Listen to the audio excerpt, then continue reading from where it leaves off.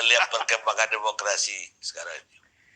Kita masuk di dalam satu tahap ketika demokrasi itu betul-betul jadi sebutan di headline aja tuh, bukan isinya tuh, jadi sekedar clickbait aja tuh, ini negara demokrasi kan orang begitu akhirnya tuh. Dan sebagai contoh misalnya yang terakhir kasusnya Pak Jokowi memantau WA grup TNI yang isinya pasti chatting emak-emak kan itu kan terlarang sebetulnya kan, nggak ada etika seorang kepala negara memantau percakapan privat di grup-grup.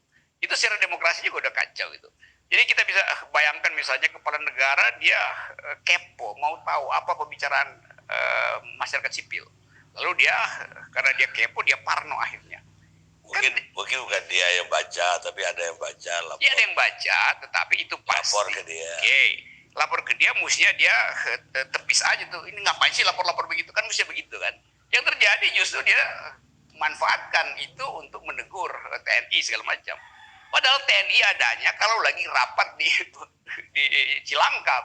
Kalau WA Group kan itu isinya macam-macam. Jangan-jangan orang misalnya cuman ini kenapa sih IKN mau dipindahin sekarang, kan bisa ditunggu sebentar lagi. Atau ada mama bilang, anak saya mesti persiapin dong ini pergi pindah dari Jakarta ke IKN, di sana belum ada sekolah gitu kan. Itu kan percakapan bukan untuk mengkritik IKN, tapi keluh kesah warga negara.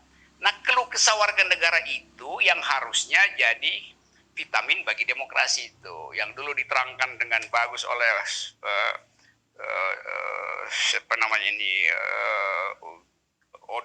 Guillermo O'Donnell, bahwa demokrasi itu adalah habits of the heart, kebiasaan dari dalam hati sebetulnya tuh.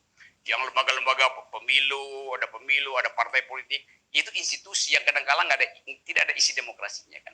Jadi kalau dipamerkan kita demokrasi, kenapa ada pemilu yang bersih, ada partai yang independen, maka itu tanda demokrasi. Loh, ini barusan diberitakan bahwa semua ketua partai dipanggil ke istana untuk disuruh menunda pemilu, di mana demokrasinya tuh kan itu kan. Jadi culture-nya nggak ada, yang ada hanya infrastruktur yang kelihatan demokratis, tapi ethics dari demokrasi itu nggak ada, tidak kita nikmati kan, kita resah aja tuh.